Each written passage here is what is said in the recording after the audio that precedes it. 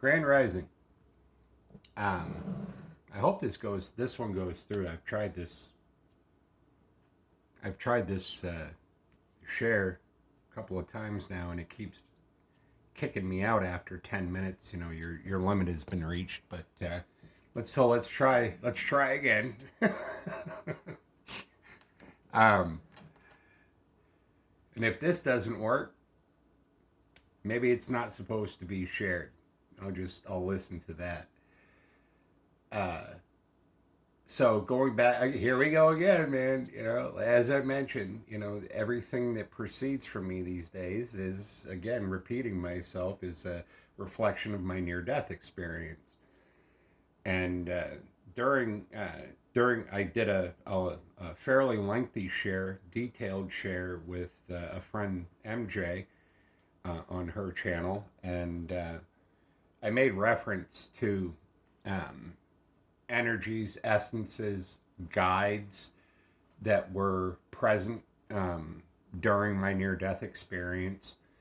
And I only alluded to, in retrospect, I believe I only alluded to one essence, one entity um, guiding me through my near death experience, life review, etc. Um, However, I wanted to have a solid understanding, and I wanted to express it as appropriately or as accurately as I possibly could. But in the near death experience, there was what I would call a primary guide.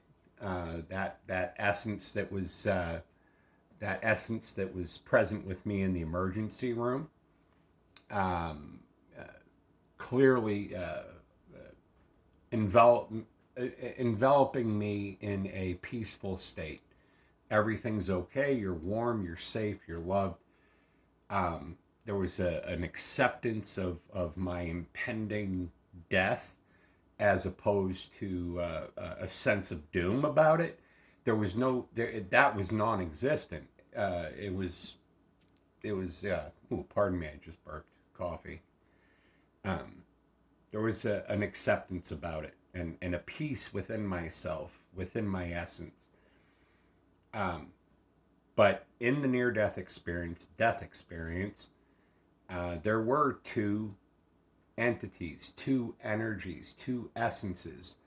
The primary, who communicated with me via thought form and telepathy, and there was this secondary presence that was clearly there, um, but remained silent.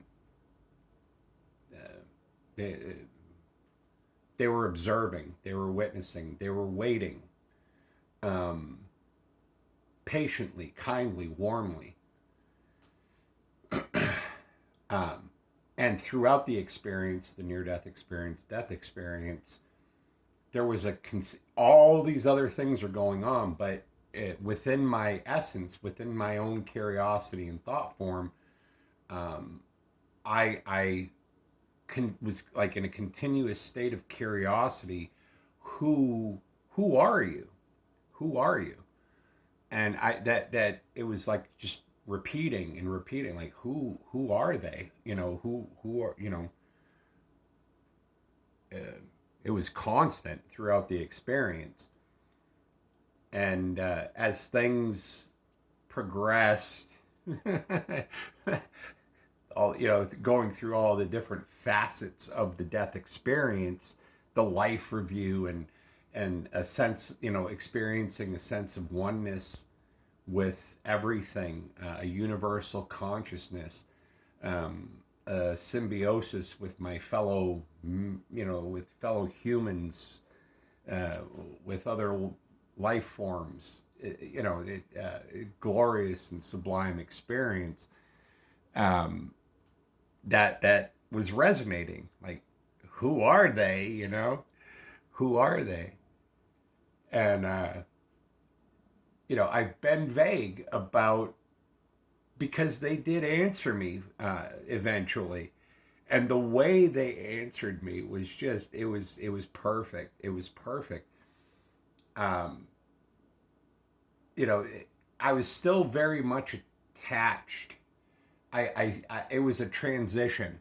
I was transitioning from my long held physical human idea perception into something that was not human, human, physical, tangible, tactile.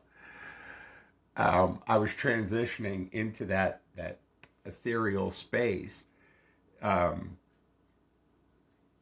and continuing to ask that question, "Who are you?"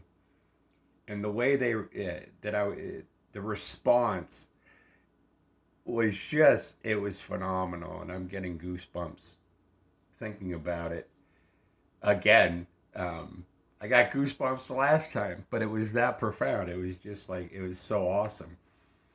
Um, and I kept asking that question telepathically, "Who are you?"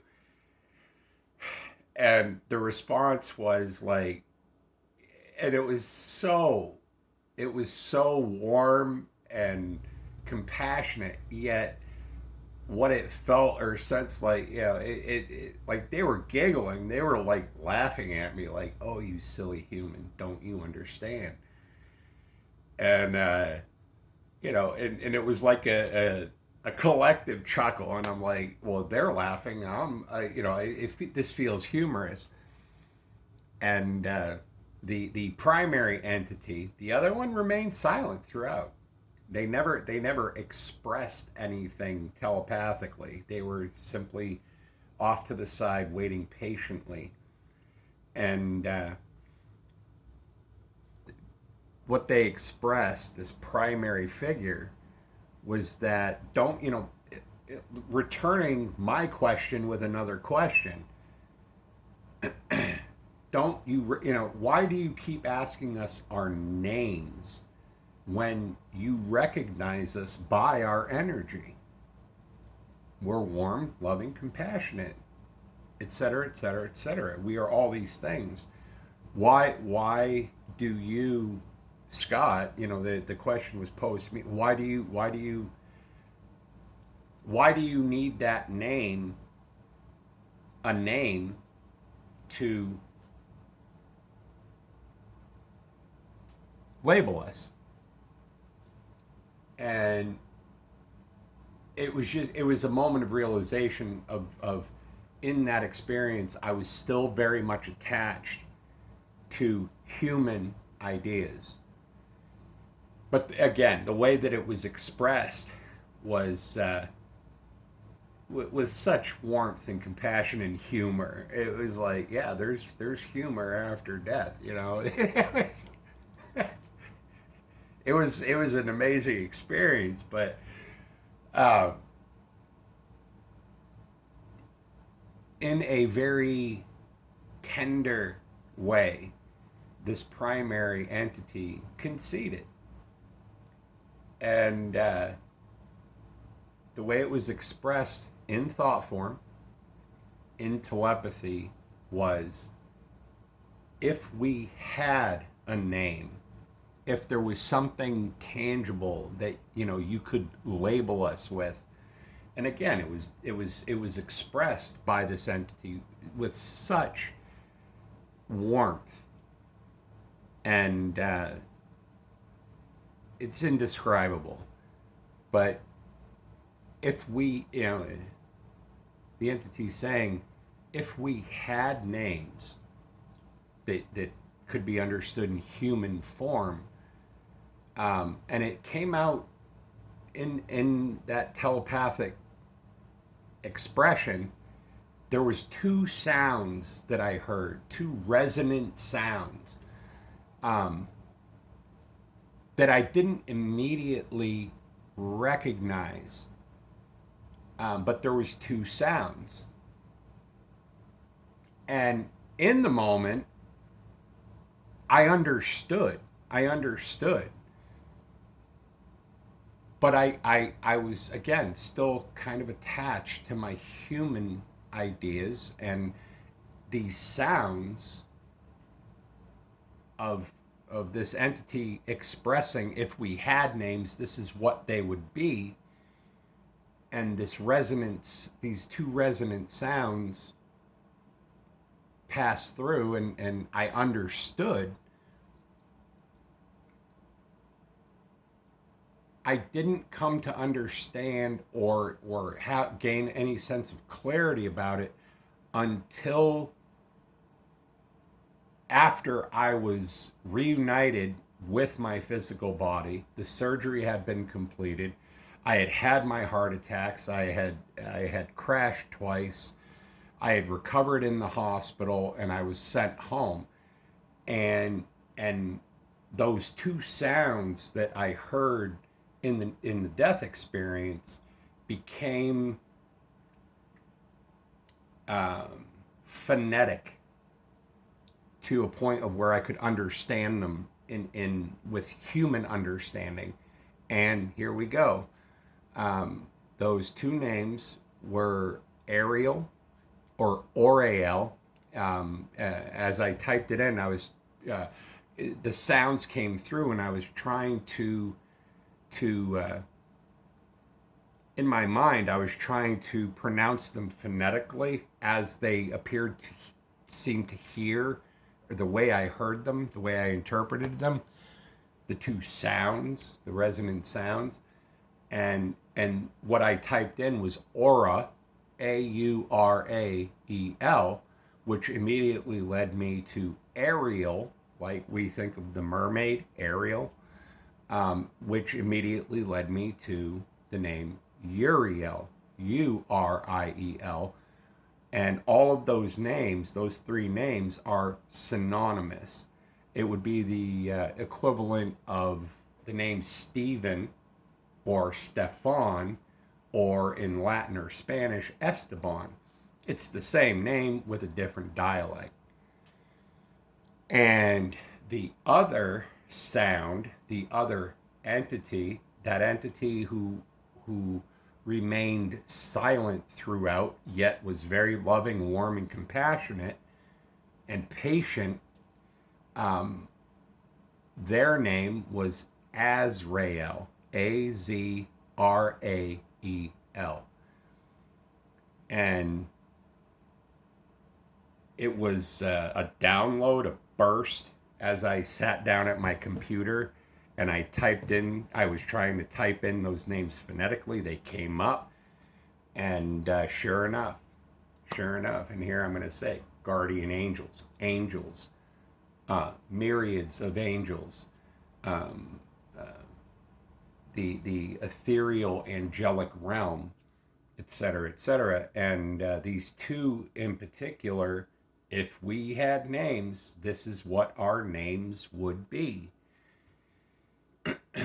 And Uriel, when you look it up, Uriel is described as, and these are ancient Hebrew, ancient Greek, and etc. Angel lore and mythology, angelic belief, etc. Script, angelic script, etc., etc. But Uriel in particular is referred to as the Lion of God, the guardian of Earth, what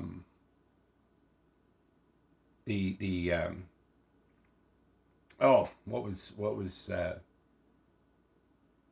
the keeper of knowledge, which is interesting because Uriel, that primary presence that was with me in the hospital and that guided me and led me through my death experience and my life review, and in particular my life review, the guardian of knowledge, knows everything about me.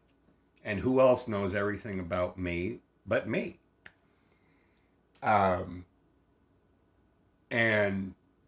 the essence or the presence or the sensation that I got, while it was not discernibly male or female. There was a sense of androgyny. Uriel had a very strong masculine energy, how I interpreted how it felt to me. Um, and now Azrael, uh, it's very easy to find. It's the first one that comes up. Azrael. Any guesses? The angel of death. And I assure you, it was not, I mean, again, neither of these entities had any sort of form, physicalness, silhouette, uh, anything that you could physically imagine, male, female, tall, short. It was just a presence, a knowing. And I assure you, there was absolutely nothing about Azrael's presence that was anything but warm and loving and gentle and tender and compassionate and like and exceedingly, again, there wasn't any specific gender, but the energy that was coming from Azrael was intensely feminine and nurturing and warm. Um, Silently, patiently, just off to the side. Um, Glorious. And what I came to realize, understand, and know within myself is that there was a point where I wasn't told, oh, your work's not done, you got to go back. I was given the choice. You can go back, or you can move forward. You can keep going. And that was what Azrael was waiting on. What's he gonna do? Free will, man. Free will. Even after death, I had the choice. I had the choice to either move forward and continue on into death, physical death, human death, um, or to return to my physical body. And we can see what choice I made. I chose to return, but the energy, the essence, the warmth, the tenderness, the pure gentleness of the form and sense I got from Azrael was just, it was sublime. Um, and again, very feminine, um, feminine ideas that we have in human form about those pure aspects of femininity, warmth, tenderness, um, genteel. Um, um, like, if he chooses to stay here in this ethereal realm, I'm gonna take over from Uriel, and we're gonna move. We'll move on. It was glorious, but I did feel the need to. It was not my intention to be vague or elusive or whatever. I just wanted to, as and when and if the time came that I was going to express my recognition of these two entities that I experienced during my death experience, I wanted to have somewhat intelligible, uh, uh, a way of communicating it that was respectful and accurate, and um, to try to come up with some feeble human words to describe these two amazing angelic angelic guardians. And if I, knowing what my life experiences have been over lifetimes, and coming to the realization that those two particular, and it made perfect sense why these two particular entities were my guardians. Just incredible. Incredible. I would encourage you. I would encourage you because in the death experience, I came to realize, understand, and appreciate how often that these guardians, these angels, these entities that have our best interest at heart are constantly with us over the course of our lives, and they try to communicate with us, but because we're in this place, it's very difficult to sometimes hear them. And what I would encourage you to do is listen, is listen. And when you think or feel, is something trying to communicate with me, I would encourage you to probably say, yeah, somebody's trying to communicate with you. However, I would try to find that place within yourself, your intuition. What does this communication feel like? Does it feel like something that's healthy, inspired, um, loving, kind, compassionate, or does it have a dark sensation to it? And I would suggest maybe you want to stay away from, because I feel that those there are some other entities out there too. So using my own intuition, realizing that over the course of my lifetime, that these two particular entities, Uriel and Azrael, have always been with me and have always had my best interest at heart. And so oftentimes they've had a good giggle at my expense.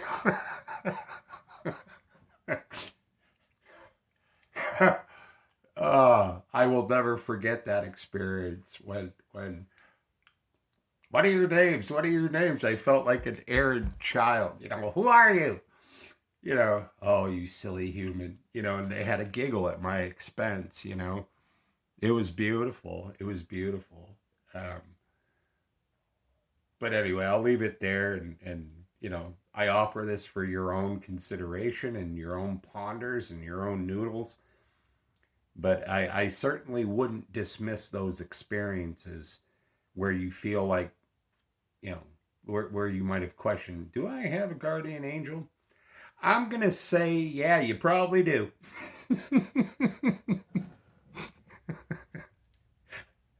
And they love us very much. They love us very much. And they want us to come home. They want us to come home. But that's a topic for another share. They want us to come home. I love you very much. Happy New Year. It's December 31st. Maz, if you see this, happy birthday. I love you. MJ, thank you so much for being part of my life. Maz, thank you. Um, uh, Wealth is not measured, in my opinion, by finances, money, and resources. It's measured by the capacity of our own ability to find love uh, within ourselves, love and appreciation and gratitude for our friends, our family, our circumstances, sometimes albeit very painful and disheartening, and to stand in our integrity. And thank you for affording me so many